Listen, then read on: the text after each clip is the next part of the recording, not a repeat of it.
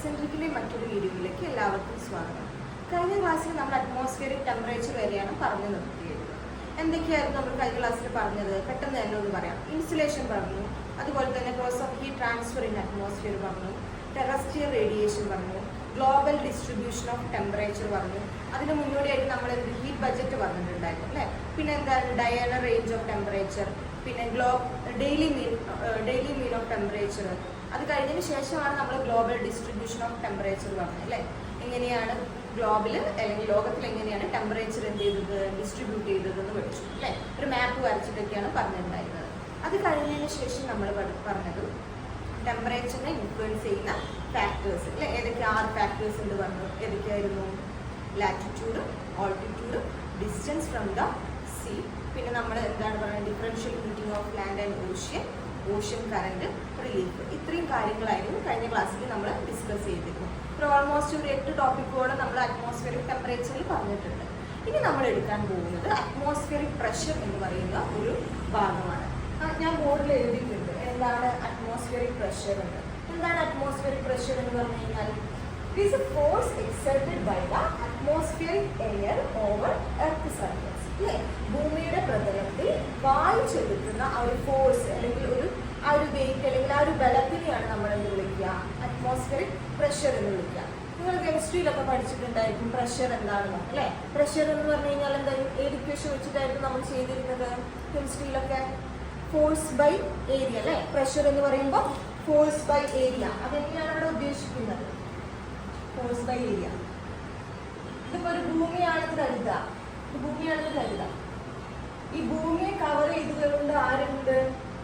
എയറിന്റെ ഒരു ബ്ലാങ്കറ്റ് ഉണ്ട് അല്ലെ? എയറിന്റെ ഒരു ബ്ലാങ്കറ്റിനെയാണ് നമ്മൾ എന്ത് വിളിക്കുന്നത്? അറ്റ്മോസ്ഫിയർ എന്നുകൊണ്ട് അറ്റ്മോസ്ഫിയർ എന്ന് വിളിക്കുന്നത്. അതാണ് അറ്റ്മോസ്ഫിയർ. ഈ അറ്റ്മോസ്ഫിയറിൽ ആരൊക്കെയാണുള്ളത്? മെയിൻ ആയിട്ട് ആരൊക്കെയാണുള്ളത്? എയർ ഉണ്ട് അല്ലെ? എയർ ഉണ്ട്, ഡസ്റ്റ് പാർട്ടിക്കിൾസ് ഉണ്ട്, വാട്ടർ വേപ്പർ ഉണ്ട്, ഇതൊക്കെ ഉണ്ട് അല്ലേ? ഇതൊക്കെ എന്ത് ചെയ്യുന്നുണ്ട്? നമ്മുടെ എയറിന്റെ മുകളിൽ എന്ത് ചെയ്യുന്നുണ്ട്? ഈ അറ്റ്മോസ്ഫിയറിക് എയർ ഒരു ഫോഴ്സ് ഇവിടെ എക്സേർട്ട് ചെയ്യുന്നുണ്ട്. ഫോഴ്സ് ഇവിടെ എന്ത് ചെയ്യുന്നുണ്ട്? കൊടുക്കുന്നുണ്ട്. ഈ ഫോഴ്സിനെയാണ് നമ്മൾ എന്ത് വിളിക്കുക? പ്രഷർ എന്നുകൊണ്ട് ഉദ്ദേശിക്കുന്നത്. ഈ പ്രഷർ എന്ന് പറയുന്ന ടോപ്പിക്കിൽ നിന്നാണ് നമ്മൾ പിന്നെ വിൻഡ് എന്താണെന്നൊക്കെ പറയാൻ പോവാ കേട്ടോ.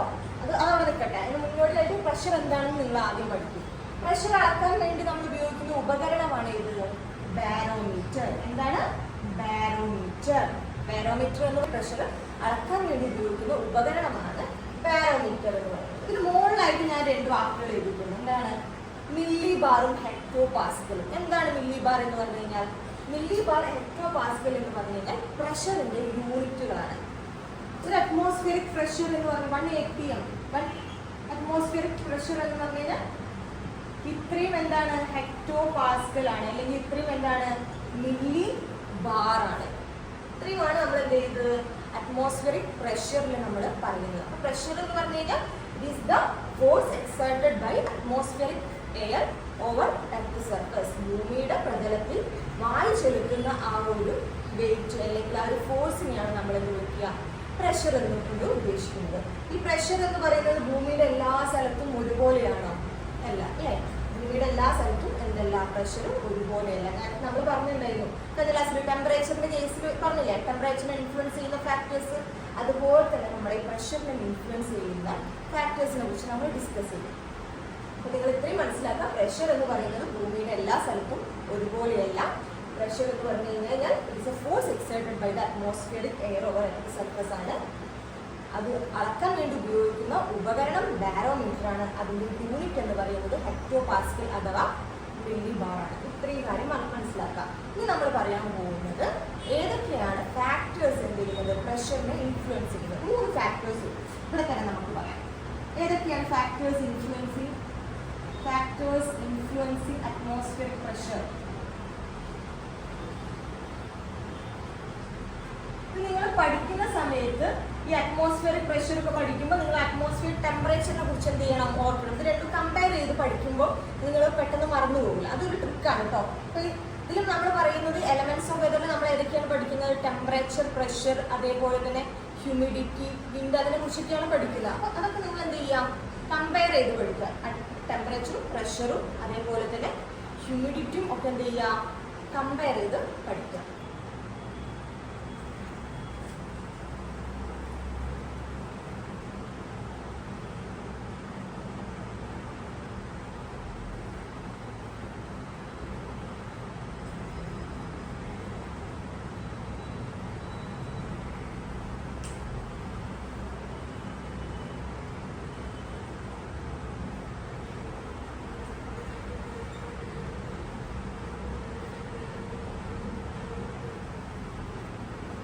താഴെ എഴുതിയ ഫാക്ടേഴ്സ് ഇൻഫ്ലുവൻസിങ് അറ്റ്മോസ്ഫിയർ പ്രഷർ എന്ന് പറയുന്ന ഭാഗം ഞാൻ ബോർഡിന്റെ മുകളിലേക്ക് മാറ്റി എഴുതിയിട്ടുണ്ട് കേട്ടോ. അപ്പോൾ ഏതൊക്കെ ഫാക്ടേഴ്സ് ആണ് ഇൻഫ്ലുവൻസ് ചെയ്യുന്നത്? ഒന്നാമത്തേത് ടെമ്പറേച്ചർ. ടെമ്പറേച്ചർ എന്ന് പറഞ്ഞു കഴിഞ്ഞാൽ അന്തരീക്ഷ താപനില അല്ലേ. രണ്ടാമത്തേത് ഓൾട്ടിറ്റ്യൂഡ്. ഓൾട്ടിറ്റ്യൂഡ് എന്ന് പറഞ്ഞു കഴിഞ്ഞാൽ സമുദ്രനിരപ്പിൽ നിന്നുള്ള ഉയരം. മൂന്നാമത്തേത് ഹ്യൂമിഡിറ്റി അഥവാ ആർദ്രത അല്ലെങ്കിൽ അന്തരീക്ഷത്തിലെ വായുവിലെ അല്ലെങ്കിൽ അന്തരീക്ഷ വായുവിലെ ജലാംശം. ഈ 3 ഫാക്ടേഴ്സുമാണ് എന്തിനെ ഇൻഫ്ലുവൻസ് ചെയ്യുന്നത്? പ്രഷറിനെ ഇൻഫ്ലുവൻസ് ചെയ്യുന്നത്. ഈ 3 ഫാക്ടേഴ്സിന്റെ ഒരു പ്രത്യേകത എന്ന് പറയുന്നത്, ഈ 3 ഫാക്ടേഴ്സും പ്രഷറിനെ എങ്ങനെയാണ് ഇൻഫ്ലുവൻസ് ചെയ്യുന്നത്? ഞാൻ ആദ്യം തന്നെ പറഞ്ഞു തന്നേക്കാം. എങ്ങനെയാണ് ഇൻഫ്ലുവൻസ് ചെയ്യുന്നത്? ഇൻവേഴ്സ്ലി പ്രൊപ്പോർഷണൽ ആണ്. എന്താണ്? ഇൻവേഴ്സ്ലി പ്രൊപ്പോർഷണൽ ആണ്. മീൻസ് വിപരീത അനുപാതത്തിലാണ്. മീൻസ് എന്താണ് അർത്ഥമാക്കുന്നത്? ടെമ്പറേച്ചർ കൂടുന്ന സമയത്ത് പ്രഷർ കുറയും. അത്ര കേട്ടോ. ഒക്കെ അങ്ങനെ തന്നെ. ടെമ്പറേച്ചറും ഓൾട്ടിറ്റ്യൂഡും ഹ്യൂമിഡിറ്റിയും എന്താണ്? അറ്റ്മോസ്ഫിയറിക് പ്രഷറിന് എന്താണ്? ഇൻവേഴ്സ്ലി പ്രൊപ്പോർഷണൽ ആണ്. ഓരോന്നായിട്ട് എങ്ങനെയാണ് ഇൻവേഴ്സ്ലി പ്രൊപ്പോർഷണൽ ആകുന്നത് നോക്കാം. ടെമ്പറേച്ചർ എന്ന് പറയുമ്പോൾ അതെങ്ങനെയാണ് ഇൻഫ്ലുവൻസ് ചെയ്യുന്നത്? ടെമ്പറേച്ചർ മുന്നോടിയായിട്ട് നിങ്ങളൊരു കാര്യം മനസ്സിലാക്കണം. എവിടെയാണോ അറ്റ്മോസ്ഫിയറിക് എയർ കൂടുതലുള്ളത് അവിടെ നമുക്ക് എന്തായിരിക്കും? ഹൈ പ്രഷറാണ് എക്സ്പീരിയൻസ് ചെയ്യുക. എവിടെയാണോ എയർ കുറവുള്ളത് അവിടെ ലോ പ്രഷർ ആയിരിക്കും എക്സ്പീരിയൻസ് ചെയ്യുക. എന്തുകൊണ്ടാണ് എയർ കൂടുതലുള്ള റീജിയനിൽ ഹൈ പ്രഷർ എക്സ്പീരിയൻസ് ചെയ്യാൻ കാരണം? അവിടെ അത്രയും എയർ എന്ത് ചെയ്യുന്നുണ്ട്? ഒരു ഫോഴ്സ് എക്സേർട്ട് ചെയ്യുന്നുണ്ട്, അല്ലെങ്കിൽ ഒരു വെയിറ്റ് എക്സേർട്ട് ചെയ്യുന്നുണ്ട്. അതിനാണല്ലോ നമ്മൾ പ്രഷർ എന്ന് വിളിക്കുന്നത്.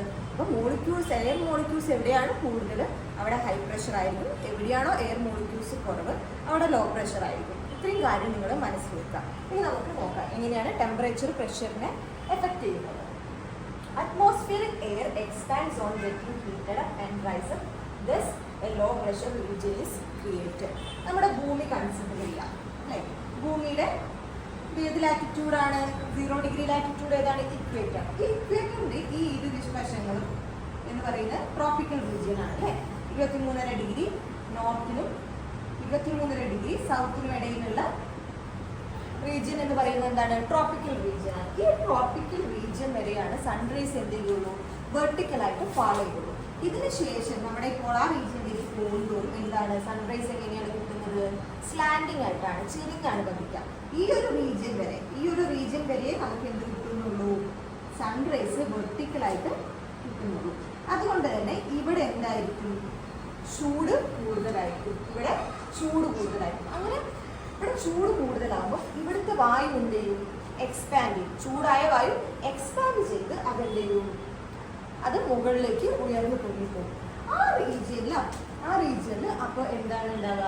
ലോ പ്രഷറാണ് ക്രിയേറ്റ് ചെയ്യുക. അപ്പം എയർ മോളിക്യൂൾസ് അവിടെ നിന്ന് എന്ത് ചെയ്തു? എസ്കേപ്പ് ചെയ്തു ഇപ്പോൾ അവിടെ എന്തായിരിക്കും ക്രിയേറ്റ് ചെയ്യുക? ഒരു ലോ പ്രഷർ റീജിയൻ ആയിരിക്കും ക്രിയേറ്റ് ചെയ്യുക. എന്നാൽ ആ മോളിക്യൂൾസ് പോയി നിൽക്കുന്ന ആ ഒരു റീജിയൻ എന്ന് പറയുന്നത് എന്തായിരിക്കും? ഹൈ പ്രഷർ റീജിയൻ ആയിരിക്കും. അപ്പോൾ ചൂട് പിടിച്ച വായു ഉള്ള റീജിയൻ എന്ന് പറയുന്നത്, ചൂടുള്ള റീജിയൻ എന്ന് പറയുന്നത് ലോ പ്രഷറാണ് ക്രിയേറ്റ് ചെയ്യുക. എന്നാൽ ഈ പോളാർ റീജിയനിലേക്ക് പോകുന്തോറും എന്താണ്? ഹൈ പ്രഷറാണ് ക്രിയേറ്റ് ചെയ്യുക എന്ന് നിങ്ങൾ എന്ത് ചെയ്യുക? ഓർക്കുക. Atmospheric air expands on getting heated. ചൂട് പിടിക്കുമ്പോൾ വായു എന്ത് ചെയ്യും? എക്സ്പാൻഡ് ചെയ്ത് മുകളിലേക്ക് പൊങ്ങിപ്പോകും. Thus a low pressure region is formed. അങ്ങനെ ഒരു ലോ പ്രഷർ റീജിയൻ അവിടെ ക്രിയേറ്റ് ചെയ്യും. നമ്മുടെ ഈ ട്രോപ്പിക്കൽ റീജിയനിലുള്ള കാര്യമാണ് പറയുന്നത്.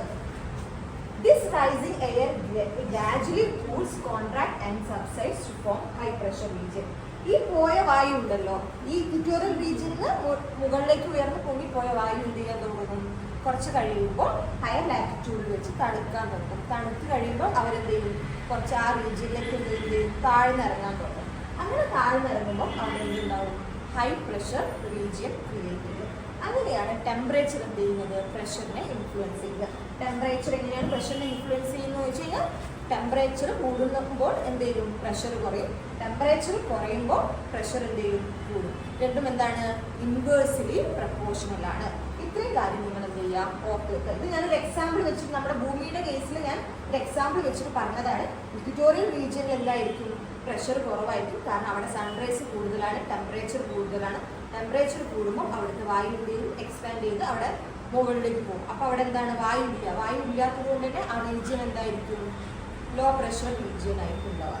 എന്നാൽ മുകളിലേക്ക് പോളാർ റീജിയനിലേക്ക് പോകുമ്പോഴും എന്തായിരിക്കും നമുക്ക് എക്സ്പീരിയൻസ് ചെയ്യുന്നത്, ഹൈ പ്രഷറാണ് എക്സ്പീരിയൻസ് ചെയ്യുക. കാരണം അവിടുത്തെ വായു എന്ന് പറയുന്നത് എന്താണ്, തണുത്ത വായുവാണ്. തണുത്ത വായു ആകുമ്പോൾ ആ മോളിക്യൂൾസ് ഒക്കെ എന്ത് ചെയ്യാൻ തുടങ്ങും, കുറച്ചും കൂടി അടുത്തേക്ക് വരാൻ തുടങ്ങും. അങ്ങനെ അവിടെ എന്തായിരിക്കും ഉണ്ടാവുക, ഹൈ പ്രഷർ ആയിരിക്കും എക്സ്പീരിയൻസ് ചെയ്യുക. ഇത്രയും കാര്യം നിങ്ങൾ എന്ത് ചെയ്യുക, ഓർമ്മിക്കുക. ഇനി നമുക്ക് ആൾട്ടിറ്റ്യൂഡ് എങ്ങനെയാണ് പ്രഷറിനെ ഇൻഫ്ലുവൻസ് ചെയ്യുന്നതെന്ന് നോക്കാം.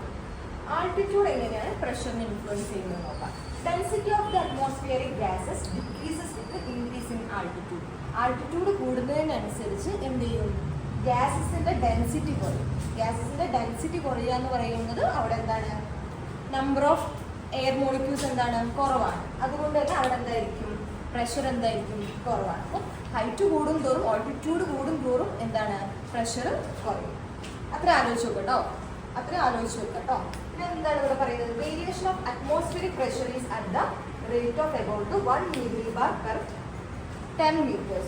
ഓരോ 10 മീറ്റർ പോകും തോറും 1 millibar എന്ന തോതിൽ എന്ത് ചെയ്യും, പ്രഷർ എന്ത് ചെയ്യും, വാരി ചെയ്യുന്നുണ്ട്.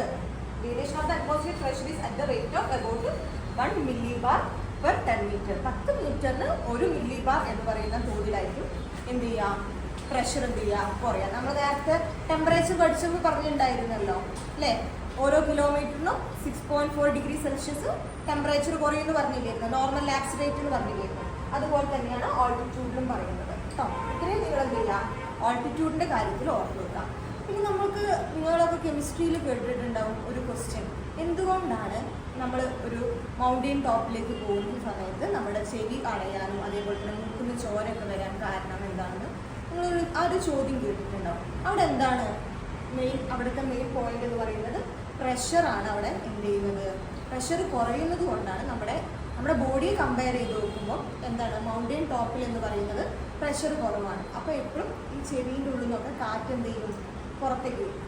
കാറ്റ് എപ്പോഴും ഹൈ പ്രഷറിൽ നിന്ന് ലോ പ്രഷറിലേക്കാണ് മൂവ് ചെയ്യുക. അപ്പം അതുകൊണ്ടാണ് എന്ത് ചെയ്യുന്നത്, നമ്മൾ ചെവി അടയുന്നതായി തന്നെ നമുക്ക് തോന്നുന്നത് കേട്ടോ. ചെവി അടയാനുള്ള കാരണം അതുകൊണ്ട് അതാണ്. ഇനി നമ്മൾ പറയാൻ പോകുന്നത് ഹ്യൂമിഡിറ്റി എങ്ങനെയാണ് പ്രഷറിനെ എങ്ങനെയാണ് ഇൻഫ്ലുവൻസ് ചെയ്യുന്നത് നോക്കാം. അപ്പോൾ നമ്മളിനി ലാസ്റ്റ് ഫാക്ടറാണ് പറയാൻ പോകുന്നത്. അറ്റ്മോസ്ഫിയറിക് പ്രഷറിനെ ഇൻഫ്ലുവൻസ് ചെയ്യുന്ന ലാസ്റ്റ് ഫാക്ടറാണ് ഹ്യൂമിഡിറ്റി. ഹ്യൂമിഡിറ്റി എങ്ങനെയാണ് ഇൻഫ്ലുവൻസ് ചെയ്യുന്നത് നോക്കാം.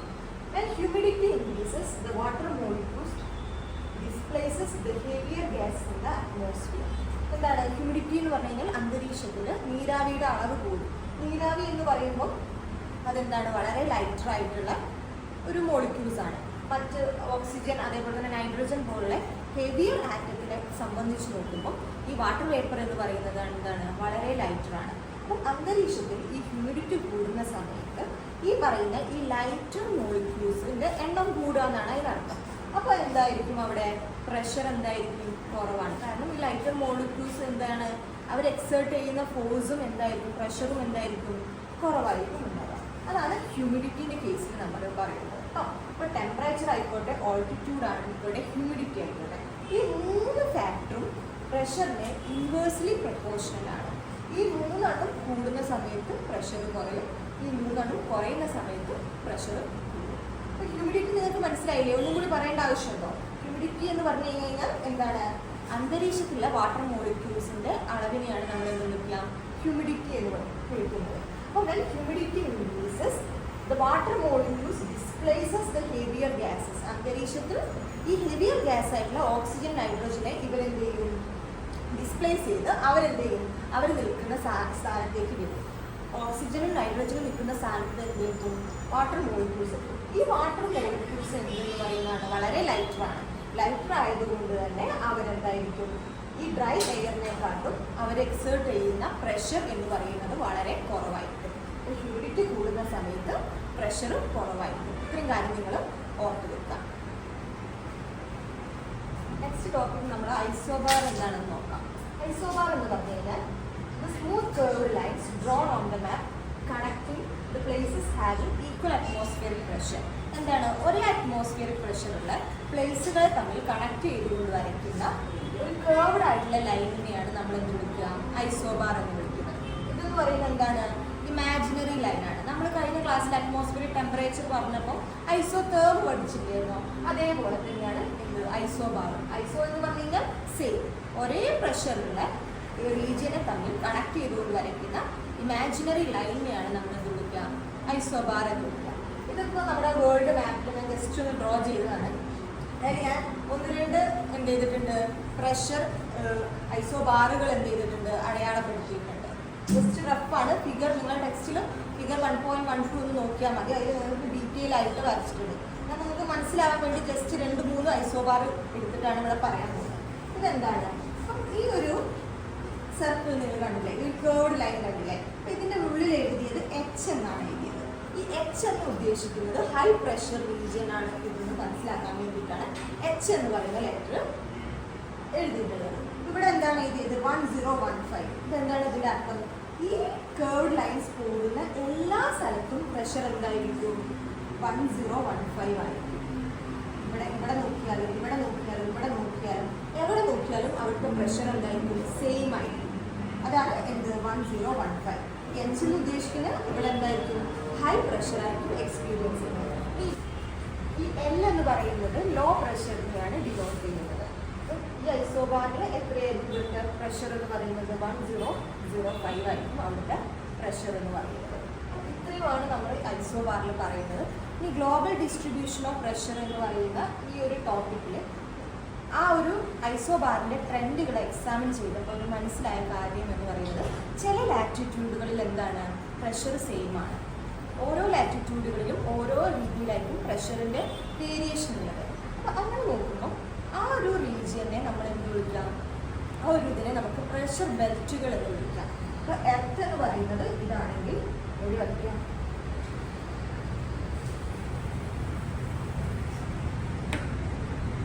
ഇത് ഭൂമിയാണെങ്കിൽ ഈ ഭൂമിയുടെ പല റീജിയനിലും പല ബെൽറ്റുകളായിട്ട്, പ്രഷർ ബെൽറ്റുകളായിട്ട് നമുക്ക് വിളിക്കാം.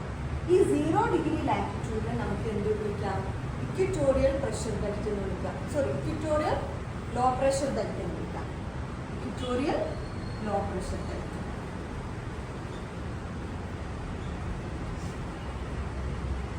മലയാളത്തിൽ പറഞ്ഞു കഴിഞ്ഞാൽ മധ്യരേഖ ന്യൂനമർദ്ദ മേഖല. ഈ 30 ഡിഗ്രി നോർത്ത്, 30 ഡിഗ്രി സൗത്ത് ലാറ്റിറ്റ്യൂഡുകളെ നമുക്ക് വിളിക്കാം sub tropical high pressure belt. ഇതും അതന്നെ, sub tropical high pressure belt. ഞാൻ എഴുതുന്നില്ല കേട്ടോ. മുകളിലുള്ള 60 ഡിഗ്രി നോർത്തും താഴെയുള്ള 60 ഡിഗ്രി സൗത്ത് ലാറ്റിറ്റ്യൂഡിനെ നമുക്ക് എന്ത് വിളിക്കാം? Sub polar low pressure belt. Sub polar low pressure belt. ഈ മുകളിലുള്ള ഈ 90 ഡിഗ്രി ലാറ്റിറ്റ്യൂഡിനെ നമുക്ക് എന്ത് വിളിക്കാം? Polar high pressure belt. Polar high pressure belt. അപ്പം നമ്മൾ ഐസോബാർ എക്സാമിൻ ചെയ്തപ്പോൾ നമുക്ക് മനസ്സിലായി ലോകത്ത് എന്തുണ്ട്? ഈ ഓരോ ലാറ്റിറ്റ്യൂഡിലും ഓരോ പ്രഷർ ട്രെൻഡുകൾ എന്ത് ചെയ്തിട്ടുണ്ട്? കണ്ടെത്തിയിട്ടുണ്ട്. ചില ലാറ്റിറ്റ്യൂഡുകളിൽ ലോ പ്രഷർ ആയിരിക്കും ഉണ്ടാവുക, ചില ലാറ്റിറ്റ്യൂഡുകളിൽ ഹൈ പ്രഷർ ആയിരിക്കും ഉണ്ടാവുക. അപ്പോൾ അതിനനുസരിച്ച് ഓരോ ലാറ്റിറ്റ്യൂഡുകൾക്കും അവരെന്ത് ചെയ്തിട്ടുണ്ട്? ബെൽറ്റുകളായി, പ്രഷർ ബെൽറ്റുകളായിട്ട് പേര് കൊടുത്തിട്ടുണ്ട്. 0 ഡിഗ്രി ലാറ്റിറ്റ്യൂഡിനെ നമ്മൾ വിളിക്കുന്ന പേരാണ് ഇക്വറ്റോറിയൽ ലോ പ്രഷർ ബെൽറ്റ്. ഭൂമധ്യരേഖ ന്യൂനമർദ്ദ മേഖല.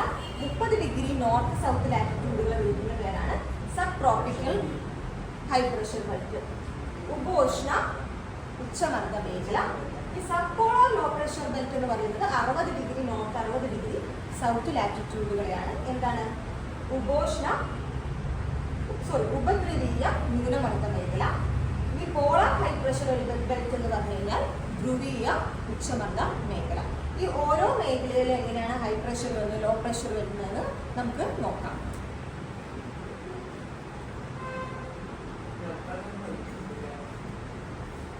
ഏതൊക്കെയാണ് പ്രഷർ ബെൽറ്റുകൾ? ഇക്വറ്റോറിയൽ ലോ പ്രഷർ ബെൽറ്റ്, പറഞ്ഞിട്ടുണ്ട് മക്കളെ. ആ 4 എണ്ണം എങ്ങനെയാണ് അവിടെ ലോ പ്രഷർ ആയതെന്ന് നമുക്ക് നോക്കാം. Equatorial low pressure belt. രണ്ടാമത്തത് സബ് ട്രോപ്പിക്കൽ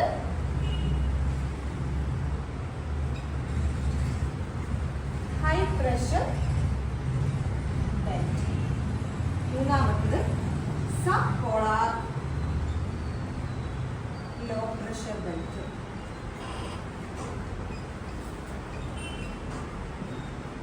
നാലാമത്തത് polar high pressure.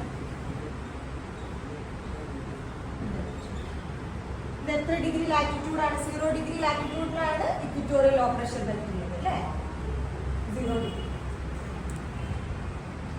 Sub tropical high pressure belt എന്ന് പറയുന്നത് 30 ഡിഗ്രി നോർത്തിനും 30 ഡിഗ്രി സൗത്തിനും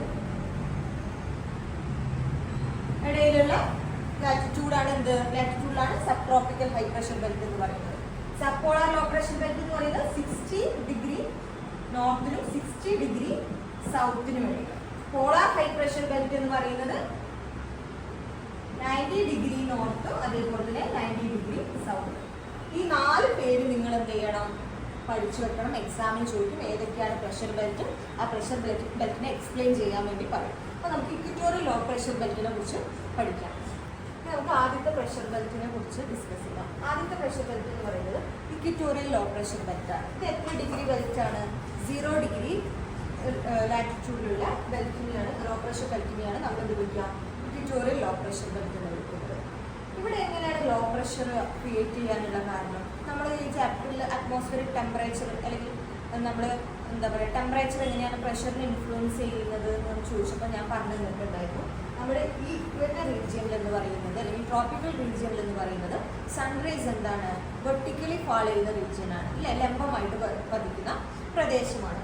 അതുകൊണ്ട് തന്നെ സൂര്യപ്രകാശം ഇവിടെ കൂടുതലായതുകൊണ്ട് തന്നെ ഇവിടുത്തെ വായു എന്ത് ചെയ്യും? ചൂടായിട്ട് എന്ത് ചെയ്യും? മുകളിലേക്ക് എന്ത് ചെയ്യും? ഉയർന്നു പൊങ്ങിപ്പോകും. അപ്പോൾ അവിടെ എന്താണ് ഉണ്ടാവുക? ലോ പ്രഷറാണ് ഉണ്ടാവുക അല്ലെ? ടെമ്പറേച്ചർ കൂടുമ്പോൾ നമ്മൾ പ്രഷർ കുറയുമെന്ന് പറഞ്ഞാൽ. അപ്പോൾ ഈ ഇക്വിറ്റോറിയൽ റീജിയനിൽ ടെമ്പറേച്ചർ കൂടുതലാണ്. അതുകൊണ്ടാണ് ഇവിടെ എന്ത് ചെയ്യുന്നത്? ലോ പ്രഷർ ക്രിയേറ്റ് ചെയ്യാൻ കാരണം. അതാണ് ഇവിടെ പറയുന്നത്. Expansion and rising up of air due to high temperature is the cause for the formation of the equatorial low pressure belt. Equatorial low pressure belt ഉണ്ടാവാനുള്ള കാരണം എന്ന് പറയുന്നത് ഇവിടെ കിട്ടുന്ന ഹൈ ടെമ്പറേച്ചർ കാരണം അവിടുത്തെ വായു എന്ത് ചെയ്യും? എക്സ്പാൻഡ് ചെയ്തിട്ട് അത് റൈസ് ചെയ്യും, മുകളിലേക്ക് ഉയർന്നു പോകും. അപ്പോൾ ആ ഒരു റീജിയനിൽ എന്തുണ്ടാവില്ല? വായു ഉണ്ടാവില്ല. ആ വായു ഇല്ലാത്തത് കൊണ്ട് തന്നെ അവിടെ എന്തായിരിക്കും? ലോ പ്രഷറാണ് എക്സ്പീരിയൻസ് ചെയ്യുക അല്ലേ? This zone of vertical air current is devoid of winds. അപ്പോൾ ഇവിടെ എന്തില്ല? വിൻഡില്ല. വിൻഡ് എന്ന് പറയുന്നത് horizontal movement of the air ആണ് അല്ലേ? ഇവിടെ എങ്ങനെയാണ് ഇവിടെ വായു എങ്ങനെയാണ് സഞ്ചരിച്ചത്? വെർട്ടിക്കലി ആണ് മൂവ് ചെയ്തത്. അപ്പോൾ ഇവിടെ ഹൊറിസോണ്ടലി മൂവ് ചെയ്യാൻ എയർ ഇല്ല. അതുകൊണ്ട് തന്നെ ഈ വിൻഡ്ലെസ് സോണിനെ നമ്മൾ എന്ത് വിളിക്കും? ഡോൾഡ്രം എന്ന് കൂടി വിളിക്കും. അപ്പോൾ 0 ഡിഗ്രി ലാറ്റിറ്റ്യൂഡിനെ വിളിക്കുന്ന മറ്റൊരു പേരാണ് എന്ത്? അല്ലെങ്കിൽ 0 ഡിഗ്രി പ്രഷർ ബെൽറ്റിനെ ഇക്വിറ്റോറിയൽ പ്രഷർ ബെൽറ്റിനെ നമ്മൾ വിളിക്കുന്ന മറ്റൊരു പേരാണ് എന്ത്? ഡോൾഡ്രം എന്ന് പറയുന്നത്. ഇത്രയും മനസ്സിലായോ? ഇനി നമുക്ക് സബ് ട്രോപ്പിക്കൽ ഹൈ പ്രഷർ ബെൽറ്റിനെ കുറിച്ച് ഡിസ്കസ് ചെയ്യാം. ഇനി നമുക്ക് സബ് ട്രോപ്പിക്കൽ ഹൈ പ്രഷർ ബെൽറ്റിനെ കുറിച്ച് പഠിക്കാം. Sub tropical high pressure belt എന്ന് പറയുന്നത് എത്ര ഡിഗ്രി ലാറ്റിറ്റ്യൂഡുകൾക്കിടയിലുള്ളതാണ്? 30 ഡിഗ്രി നോർത്തും 30 ഡിഗ്രി സൗത്ത് ലാറ്റിറ്റ്യൂഡിനാണ് നമ്മൾ വിളിക്കുക sub tropical high pressure belt എന്ന് വിളിക്കുക. ഞാൻ ബോർഡിൽ വായിച്ചിട്ടുണ്ട്. 30 ഡിഗ്രി നോർത്തും 30 ഡിഗ്രി സൗത്ത് ലാറ്റിറ്റ്യൂഡിനെയാണ് നമ്മൾ വിളിക്കുന്നത് sub tropical high pressure belt എന്ന് വിളിക്കുന്നത്. ഇവിടെ എങ്ങനെയാണ് ഈ ഒരു ട്രോപ്പിക്കൽ റീജിയനിൽ എങ്ങനെയാണ്, ഈ സബ് ട്രോപ്പിക്കൽ റീജിയനിൽ എങ്ങനെയാണ് ഹൈ പ്രഷർ ഉണ്ടായതെന്ന് നോക്കാം. എങ്ങനെയാണ് ഉണ്ടായത്? The rising warm air along the equatorial region moves forward as the upper air winds, which gradually cool and subside at about the 30 degree north and 30 degree south latitude. അപ്പോൾ നമ്മൾ first പറഞ്ഞിട്ടുണ്ടായിരുന്നു equatorial low pressure belt പറയുന്നത് നേരത്തെ ഞാൻ പറഞ്ഞു. Equatorial റീജിയനിൽ temperature നല്ല കൂടുതലാണ്. ആ ടെമ്പറേച്ചർ കൂടുതലായതുകൊണ്ട് തന്നെ ആ അവിടുത്തെ വായു എന്ത് ചെയ്തു? ഹീറ്റായിട്ട് അതെന്ത് ചെയ്തു? എക്സ്പാൻഡ് ചെയ്തു, മുകളിലേക്ക് എന്ത് ചെയ്തു? പൊന്തിപ്പോയി അല്ലേ? ഈ പൊന്തിപ്പോയിട്ടുള്ള ഇവിടുത്തെ ഈ വായു എന്ന് പറയുന്നത് ഹയർ ലെവലിൽ അറ്റ്മോസ്ഫിയറിലെ ഹയർ ലെവലിലേക്ക് ഇങ്ങനെ പോയിക്കൊണ്ടിരിക്കും. അങ്ങനെ ഈ സബ് ട്രോപ്പിക്കൽ ഹൈ പ്രഷർ റീജിയനിലേക്ക് എത്തുന്ന സമയത്ത് ആ വായു എന്ത് ചെയ്യാൻ തുടങ്ങും? തണുക്കാൻ തുടങ്ങും. ഒരു ലെയറിലേക്ക് എത്തിക്കഴിയുമ്പോൾ അവിടെ എന്താ ടെമ്പറേച്ചർ അധികം കിട്ടുന്നില്ല. ഈ ഒരു റീജിയനിലാണ് എന്ത് ചെയ്യുന്നത്, സൺറൈസ് നല്ല വെർട്ടിക്കലായിട്ട് കിട്ടുന്നത്. അപ്പോൾ ഇത് മുകളിലേക്ക് പോകും തോറും സൺറൈസ് കിട്ടുന്ന അളവ് എന്തായിരിക്കും, കുറവാകാൻ തുടങ്ങും. അപ്പം ആ വായുവെല്ലാം തണുക്കാൻ തുടങ്ങും. അങ്ങനെ തണുത്ത വായു എന്ത് ചെയ്യാൻ തുടങ്ങും, ഈ ഒരു റീജിയൻ എന്ത് ചെയ്യാൻ തുടങ്ങും, ഈ ഒരു റീജിയൻ എന്ത് ചെയ്യാൻ തുടങ്ങും, ഇങ്ങനെ റിസൈഡ് അവിടെ ഇങ്ങനെ ഇറങ്ങാൻ തുടങ്ങും. അവിടെ നിന്ന് ഇങ്ങനെ താഴോട്ട് ഇറങ്ങാൻ തുടങ്ങും. അല്ലെങ്കിൽ അവിടെ ഇങ്ങനെ എന്ത് ചെയ്യും, കൂടിച്ചേർന്ന് നിൽക്കും. അങ്ങനെയാണ് അവിടെ എന്ത് ഉണ്ടാകുന്നത്, ഹൈ പ്രഷർ റീജിയൻ ഉണ്ടാകുന്നത്. അങ്ങനെയാണ് sub tropical high pressure belt എന്ത് ചെയ്യുന്നത്, ഡെവലപ്പ് ചെയ്യുന്നത്. അത് എത്ര ഡിഗ്രി ലാറ്റിറ്റ്യൂഡിലാണ്, 30 ഡിഗ്രി നോർത്ത് അതായത് 30 ഡിഗ്രി സൗത്ത് ലാറ്റിറ്റ്യൂഡിലാണ്. ഇത്രയും മനസ്സിലായോ? ഇവിടുന്ന് വാമായിട്ടുള്ള എയർ മുകളിലേക്ക് പൊങ്ങി പോകുമ്പോൾ ആ എയർ എന്ത് ചെയ്യും, സാവധാനം അത് ഹീറ്റ് കിട്ടാതെയാകുമ്പോൾ അതെന്ത് ചെയ്യാൻ തുടങ്ങും, കൂളാവാൻ തുടങ്ങും. കൂളായ എയർ എന്ത് ചെയ്യും, ആ ഒരു ലാറ്റിറ്റ്യൂഡിൽ ഈ പറയുന്ന ഈ ലാറ്റിറ്റ്യൂഡിൽ എന്ത് ചെയ്യും, സബ്സൈഡ് ചെയ്യും. സബ്സൈഡ് ചെയ്യുക എന്ന് പറഞ്ഞു കഴിഞ്ഞാൽ അത് ഇറങ്ങി നിൽക്കും. അല്ലെങ്കിൽ അതെന്ത് ചെയ്യും, മുകളിലേക്ക് പിന്നെ പോകില്ല. ആ ഒരു റീജിയനിൽ എന്ത് ചെയ്യാൻ തുടങ്ങും, അവർ കൂട്ടം ചേർന്ന് നിൽക്കാൻ തുടങ്ങും. അങ്ങനെ അവിടെ എന്തുണ്ടാവും, ഹൈ പ്രഷർ സോൺ അല്ലെങ്കിൽ ഹൈ പ്രഷർ റീജിയൻ ക്രിയേറ്റ് ചെയ്യും. ഇത്രയും മനസ്സിലായോ? ഇനി നമുക്ക് sub polar low pressure belt എങ്ങനെയാണ് ഡെവലപ്പ് ചെയ്യുന്നത് നോക്കാം. 60 ഡിഗ്രി നോർത്തിനും 60 ഡിഗ്രി സൗത്തിലും 60 ഡിഗ്രി നോർത്തിനും 60 ഡിഗ്രി സൗത്തിലും കാണപ്പെടുന്ന പ്രഷർ ബെൽറ്റാണ് sub polar low pressure belt. ഞാൻ നിങ്ങളുടെ അടുത്ത് പറഞ്ഞിട്ടുണ്ടെങ്കിൽ ഇക്വിറ്റോറിയൽ റീജിയനിൽ ടെമ്പറേച്ചർ കൂടുതലായതുകൊണ്ട് അവിടെ എന്താണ്, ലോ പ്രഷറാണ് ഉണ്ടാവുക അല്ലേ. ടെമ്പറേച്ചർ കൂടുമ്പോൾ പ്രഷർ കുറയും. എന്നാൽ പോളാർ റീജിയനിലേക്ക് പോകുമ്പോഴും ടെമ്പറേച്ചർ കുറയുന്നുണ്ട്. അപ്പോൾ അവിടെ എന്താണ് ഉണ്ടാവേണ്ടത്, ശരിക്കും ഹൈ പ്രഷറാണ് ഉണ്ടാവേണ്ടത്. പക്ഷെ അങ്ങനെയാണ് ഇവിടെ കാണുന്നത് അല്ല അല്ലേ. ഈ സബ് പോളാർ റീജിയൻ എന്ന് പറഞ്ഞു കഴിഞ്ഞാൽ തണുപ്പുള്ള പ്രദേശമാണ്. ആ തണുപ്പുള്ള പ്രദേശത്ത് ഹൈ പ്രഷറാണ് ഉണ്ടാവേണ്ടത്. പക്ഷെ ഈ ഒരു റീജിയനിൽ എന്തുകൊണ്ടാണ് ലോ പ്രഷർ ക്രിയേറ്റ് ചെയ്യുന്നതിനാണ് ഇവിടെ എഴുതിയിട്ടുള്ളത്. നോർമലി ഹൈ പ്രഷർ ആണ് ഉണ്ടാവേണ്ടത്. പക്ഷേ ഭൂമിയുടെ റൊട്ടേഷൻ കാരണം ഇവിടെയുള്ള എയറിന് എന്ത് ചെയ്യുന്നുണ്ട്, അതിന് അവിടുന്ന് ചുഴറ്റി അറിയപ്പെടുന്നുണ്ട്. ഇവിടുത്തെ എയർ എന്ത് ചെയ്യുന്നുണ്ട്, ചുഴറ്റി അറിയപ്പെടുന്നുണ്ട്. അല്ലെങ്കിൽ അവിടുന്ന് അതിനെ എന്ത് ചെയ്യുന്നുണ്ട്, റീപ്ലേസ് ചെയ്യുന്നുണ്ട്. അതുകൊണ്ടാണ് ഇവിടെ എന്ത് ചെയ്യുന്നത്, ഒരു ലോ പ്രഷർ ക്രിയേറ്റ് ചെയ്യുന്നത്. Okay, normally high pressure zone should be formed due to the low temperature condition. ഈ ഒരു റീജിയൻ എന്ന് പറയുന്നത് 60 ഡിഗ്രി സൗത്ത് അല്ലെങ്കിൽ 60 ഡിഗ്രി നോർത്ത് റീജിയൻ എന്ന് പറയുന്നത് എന്താണ്, ഹൈ ലാറ്റിറ്റ്യൂഡാണ്. അവിടെ ടെമ്പറേച്ചർ കുറവാണ്. ടെമ്പറേച്ചർ കുറവായതുകൊണ്ട് തന്നെ ഇവിടെ ഹൈ പ്രഷറാണ് ക്രിയേറ്റ് ചെയ്യേണ്ടത്. പക്ഷേ അവിടെ എങ്ങനെയാണുള്ളത്, ലോ പ്രഷർ ഉണ്ടാവാനുള്ള കാരണം എന്ന് പറയുന്നത് but owing to the continuous throwing up of air along this region caused by the rotation of the earth, low pressure is created. ഭൂമിയുടെ ഭ്രമണം കാരണം ഈ റീജിയനിലുള്ള എയറിന് എന്ത് ചെയ്യുന്നുണ്ട്, അവിടുന്ന് ചുഴറ്റി എറിയപ്പെടുന്നുണ്ട്. അതുകൊണ്ടാണ് ഇവിടെ എന്തുണ്ടാകുന്നത്, ലോ പ്രഷർ ക്രിയേറ്റ് ചെയ്യുന്നത്. ഇത്രയുമാണ് നിങ്ങൾ എന്ത് ചെയ്യുന്നത്, sub polar low pressure belt ചോദിച്ചു കഴിഞ്ഞാൽ എഴുതേണ്ടത്. നമുക്ക് ലാസ്റ്റത്തെ പോളാർ ഹൈ പ്രഷർ ബെൽറ്റും കൂടി പറഞ്ഞിട്ട് ഈ ടോപ്പിക് എന്ത് ചെയ്യാം, നമുക്ക് കംപ്ലീറ്റ് ചെയ്യാം.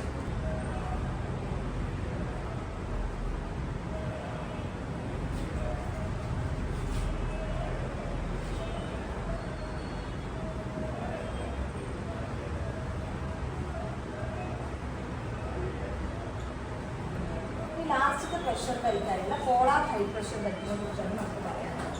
പോളാർ ഹൈ പ്രഷർ ബെൽറ്റ് എന്ന് പറയുന്നത് 90 ഡിഗ്രി നോർത്തിലും 90 ഡിഗ്രി സൗത്തിലും കാണുന്ന പ്രഷർ ബെൽറ്റാണ് പോളാർ ഹൈ പ്രഷർ ബെൽറ്റ്. അപ്പോൾ നമ്മൾ ഇക്വിറ്റോറിയൽ റീജിയനിൽ പഠിച്ചതിൻ്റെ നേരെ ഓപ്പോസിറ്റ് ഇവിടെ എന്തായിരുന്നു, 0 ഡിഗ്രി ഇക്വിറ്റോറിയൽ റീജിയനിൽ എന്താണ്, ടെമ്പറേച്ചർ കൂടുതലാണ്. അതുകൊണ്ട് തന്നെ അവിടുത്തെ എയർ എന്തായിരിക്കും, അവിടുത്തെ പ്രഷർ എന്തായിരിക്കും, ലോ ആയിരിക്കും. എന്നാൽ പോളാർ ഹൈ പ്രഷറിൽ അവിടുത്തെ എയർ എന്ന് പറയുന്നത് വളരെ കോൾഡ് ആയിട്ടുള്ള എയർ ആണ്. കോൾഡ് ആയിട്ടുള്ള എയർ ആയതുകൊണ്ട് തന്നെ ആ കോൾഡ് എയർ എന്ത് ചെയ്യും, ആ റീജിയനിൽ എന്ത് ചെയ്യും, സബ്സിഡൻസ് ചെയ്യും. അവിടെ എന്ത് ചെയ്യും, അവരെന്ത് ചെയ്യും, തമ്മിൽ അവർ ചേർന്ന് നിൽക്കും. അതുകൊണ്ട് തന്നെ അവിടെ എന്തായിരിക്കും ഉണ്ടാവുക, ഹൈ പ്രഷറാണ് ക്രിയേറ്റ് ചെയ്യുന്നത്. അപ്പോൾ നമ്മൾ പ്രഷർ ബെൽറ്റുകൾ പഠിച്ചു. ഏതൊക്കെയാണ് pressure belt, 0 degree equatorial belt, 0 degree equatorial low pressure belt, 30 degree sub tropical high pressure belt, 60 degree sub polar low pressure belt and 90 degree polar high pressure belt. ഇത്രയും കാര്യമാണ് ഇന്നത്തെ വീഡിയോയിൽ നമ്മൾ ഡിസ്കസ് ചെയ്ത്. നെക്സ്റ്റ് ക്ലാസ്സിൽ നമുക്ക് അടുത്ത ടോപ്പിക്കായിട്ടുള്ള വിൻഡ് എന്താണെന്ന് ഡിസ്കസ് ചെയ്യാം.